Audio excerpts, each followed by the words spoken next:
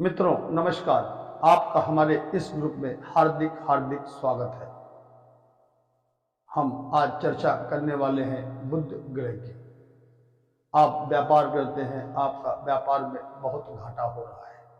इसका मतलब आप ये मान लें कि आपका बुध खराब है। नौकरी नहीं मिल पा रही है, आपने पढ़ाई लिखाई भी कर ली है, लेकिन इंटरव्यू में या किसी कारणवश आपको फेल कर दिया जाता है, अर्थात नौकरी नहीं मिल पा रही है। आपके जो रिश्ते थे रिश्तेदारों से, मोहल्ले वालों से, मित्रों से, वो भी किसी न किसी छोटे मोटे कारण को लेकर खराब हो जा रहे हैं। तो आप ऐसा जानें कि आपका बुध खराब हो रहा है। पैसों का जो भी आपका व्यापार था, कुछ था, पैसे आपके फंस जाते हैं। आप बहुत प्रयास करते हैं, आपके झगड़े लड़ाई भी होने लगते हैं, लेकिन पैसे आपको नहीं मिल पा रहे हैं। तो आप ये मान लीजिए आपका बुध खराब है।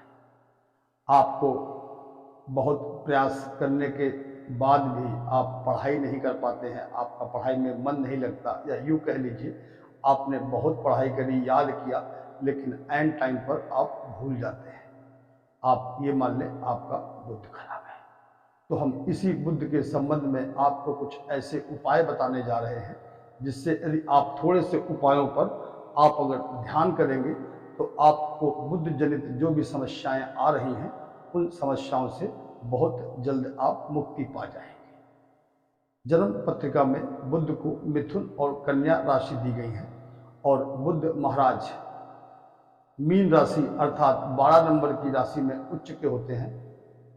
क्षमा करिएगा, बुध महाराज कन्या राशि में उच्च के होते हैं और मीन राशि में नीच के होते हैं। सूर्य, शुक्र और राहु इनके मित्र हैं, मंगल इनके शत्रु हैं, और बृहस्पति से भी बहुत अच्छे संबंध नहीं कहे जाते। मित्रों, इसके साथ साथ यदि आपके मित्रों से संबंध तो खराब हो ही रहे हैं, व्यापार खराब हो रहा है, नौकरी नहीं मिल रही है, और आपकी वाणी पे बिल्कुल नियंत्रण खत्म हो गया है, आप किससे क्या बोल देते हैं आप ये स्वयं भी नहीं जान पाते। बाद में आपको इस बात का एहसास होता है कि हमने शायद इससे अच्छे से बात नहीं कही। दांत खराब होंगे यदि आपका बुध केंद्र में बैठा है, और यदि आपके द्वितीय भाव में बुध है तो आप जमीन जायदाद के बहुत बड़े मालिक हो सकते हैं, लेकिन यदि खराब है तो जो आपकी पूर्वजों की जमीन भी थी वो भी बिकने की नौबत आ जाती है। इस प्रकार बहुत सारी समस्याएं हैं बुध के संबंध में। मैं आपको लाल किताब के अनुसार जो हमारे कुंडली के 12 खाने होते हैं उस पर कहाँ बुध बैठा है और आपको बुध से क्या क्या समस्याएं हो रही हैं, कुछ ऐसे उपाय बताने जा रहा हूं, जिसको यदि आप प्रयोग में लाएंगे तो आपको बहुत अधिक राहत मिलेगी, या यूँ कहिए कि आपकी जो समस्याएं चल रही थी उनसे आपको बहुत फायदा मिल जाएगा। यदि पत्रिका में आपका बुध लगन में बैठा है तो आपको अपनी बहन, बेटी और बुआ का सम्मान करना पड़ेगा।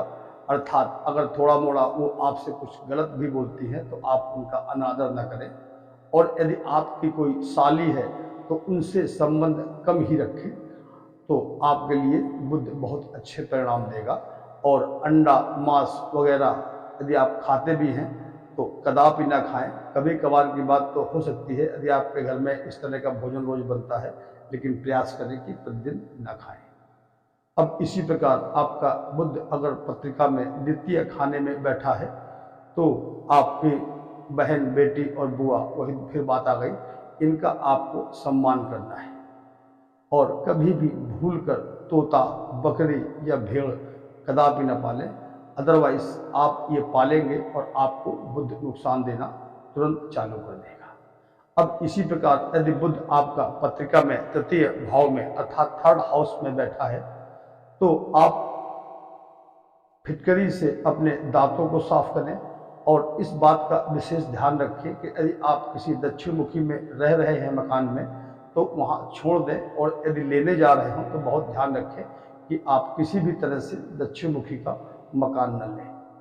ये फार्मूला घर के मुखिया पर पहले लागू होता है, और यदि आपको लग रहा है कि किसी कारणवश दक्षिण मुखी मकान ले लिया है तो आप एक काम करें, आप करीब 200 ग्राम मूंग की साबुत दाल लें और उसको रात को भिगो दें और सुबह छत पर पंछियों को खिलाएं। ये क्रम कम से कम 43 दिन करें तो आपको इन समस्याओं से बहुत जल्दी मुक्ति भी मिल जाएगी। इसी प्रकार यदि आपका बुध चौथे भाव में बैठा है तो आपको गुरु के जो भी उपाय आप जानते हैं, पढ़ते हैं, उस तरह के गुरु के उपाय आप करें। और व्यापार में कोई समस्या आ रही है तो आप चांदी की चैन पहन लें, और लग्जरी आप बहुत चाहते हैं लेकिन नहीं प्राप्त हो पा रही तो आप सोने की चैन पहन लें और केसर का तिलक नियमित रूप से खिलाएं। और आप चाहे तो बंदरों को गुड़ चना भी खिलाना चालू करें। आप देखिएगा लग्जरी और माँ पिता इनके स्वास्थ्य में जो भी खराबियां आ रही थी, आप देखिएगा बहुत जल्द आपको लाभ मिलना प्रारंभ हो जाएगा। अब इसी क्रम में यदि बुध हमारी पत्रिका में पंचम भाव में बैठा है तो ऐसे लोगों को सलाह दी जाती है कि वो तंत्र मंत्र या तांत्रिकों से बहुत दूर रहें, और यदि कोई किसी वजह से उनको साथ में जाना भी पड़े तो प्रयास करें कि वो उनके पास कदापि भी न जाए। और घर में इस बात का ध्यान रखें कि किसी भी प्रकार का तंत्र मंत्र से संबंधित कोई भी सामान अपने घर में न लाएं।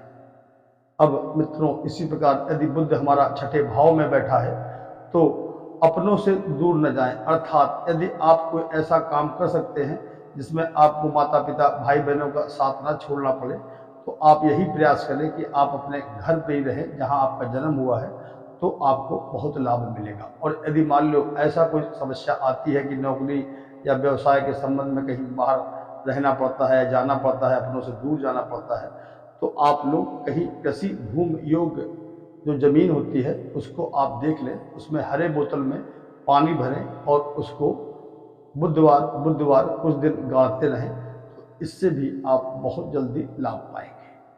यदि अब इसी क्रम में बुध यदि आपका 7वें भाव में बैठा है तो आपको अपनी पत्नी से संबंध अच्छे बनाकर रखने पड़ेंगे, और यदि आपकी कोई साली है तो आप उससे भी थोड़ा दूर रहें। ये मैंने आपको प्रथम भाव में ही बताया था।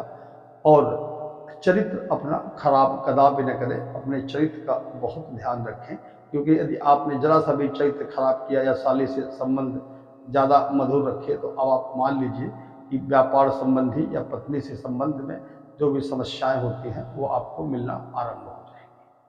अब इसी क्रम में हम 8वें भाव की बात करते हैं। यदि बुध आपका 8वें भाव में बैठा है तो आप अगर हो सकता है तो अपनी नाक छिदवा लें, और आपको क्या करना है कि आपको किसी की भी निंदा कदापि नहीं करनी है, तंत्र मंत्र से बहुत दूर रहना है।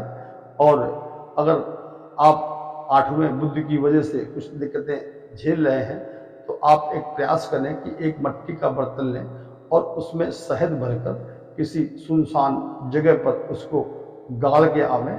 और बारिश आ गई है और बुध आपका 8वें बैठा है तो बुध जनित जो समस्याएं आपको हमने बताई, उसके अलावा आपको स्किन की भी समस्या आ सकती है। यदि आप इस तरह की समस्याओं से जूझ रहे हैं तो आप बरसात का पानी किसी बर्तन में इकट्ठा कर लें और उसको अपने घर की छत पर रखें। आप देखिएगा बहुत जल्द आपको लाभ मिलेगा। यदि आपकी बेटी है, अस्वस्थ रह रही है या कोई उसको समस्या भी है तो आप एक काम करें, आप अपनी बेटी की जो नाक है उसको छिदवाकर उसमें एक बाली पहना दें। अब हम अगले क्रम में बात करते हैं धर्म भाव अर्थात 9वें भाव की।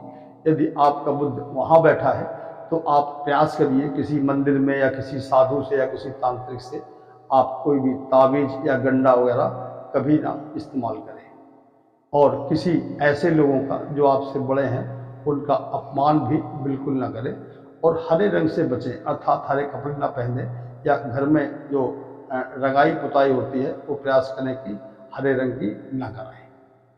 और यदि ये आप एहतियात बरत रहे हैं, इसके बाद भी कुछ समस्या समझ में आ रही है, तो एक मशरूम आता है, आपने नाम सुना होगा, उसको ले लें कम से कम 200 ग्राम और किसी धार्मिक स्थान पर जाकर उसका दान करें।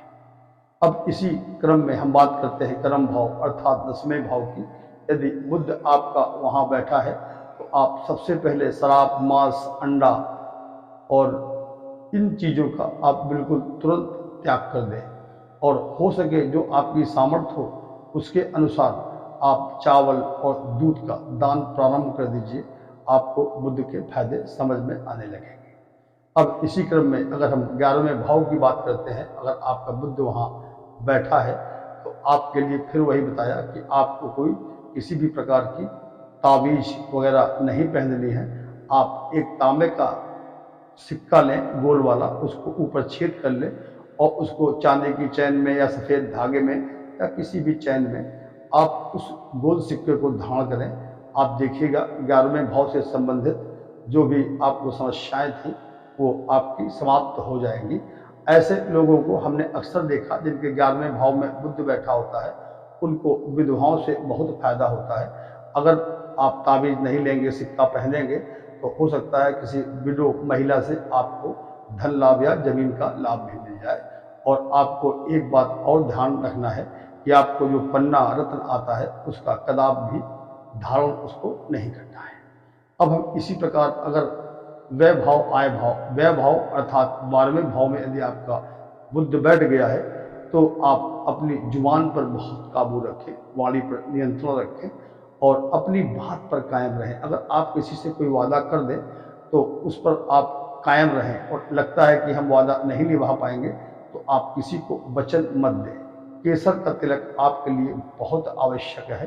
केसर का तिलक लगाएं और कभी कभी धार्मिक स्थानों पर भी जाएं और वहाँ पर सर झुका के आ जाएं। और यदि आपको लगता है कि हम कोई महत्वपूर्ण काम करने जा रहे हैं तो उस महत्वपूर्ण कार्य करने के पहले जो उसका जानकार हो, जैसे कि आपको कोई मेडिकल की जानकारी लेनी है तो आप किसी डॉक्टर या मेडिकल के कार्य से संबंधित जो लोग हैं आपके साथ में उनसे राय अवश्य ले लें। अर्थात बिना 4 लोगों से राय लेकर आप कोई नया काम न प्रारंभ करें। मित्रों, हमारे इस चैनल को आप लोग सब्सक्राइब करें। मैं आपको इसी प्रकार के और भी वीडियो देता रहूँगा। जो मैंने आपको बुद्ध से संबंधित चीज़ें बताई हैं, अब उनका आप समझिए कि आपको क्या क्या दिक्कत आ रही है। जैसे कि मैंने आपसे बताया कि आप बहन, बेटी, बुआ का सम्मान करें या उनसे संबंध न खराब करें। और तो आप ये मान लें यदि आपकी पत्रिका में वहाँ बुद्ध बैठा है, अगर बुआ, बेटी, बहन से आपके संबंध अच्छे नहीं हैं या आपके विचार नहीं मिलते हैं तो आप अपने आप ये अंदाज लगा लें कि हमारा बुद्ध खराब है। अब जैसे हमने कहा कि आप ताबीज याबीज वगैरह मत लाएं, तो यदि आप ला रहे हैं तो आप ये समझ लीजिए कि आपका पंचम भाव अच्छा नहीं है या आप तंत्र मंत्र के चक्कर में फंसे हैं। तो अब आप मान लीजिए कि आपका 5वां भाव अच्छा नहीं है या 5वें भाव में आपका बुद्ध बैठा है। तो इन चीज़ों का ध्यान रखिए और हमारे उपायों को समझिए। आप देखिएगा आपके जीवन में जो भी इस तरह की समस्याएं आ रही थी, आप उनसे बहुत जल्द मुक्ति पा जाएंगे। हमारे चैनल को सब्सक्राइब करें, शेयर करें और लाइक करें। नमस्कार।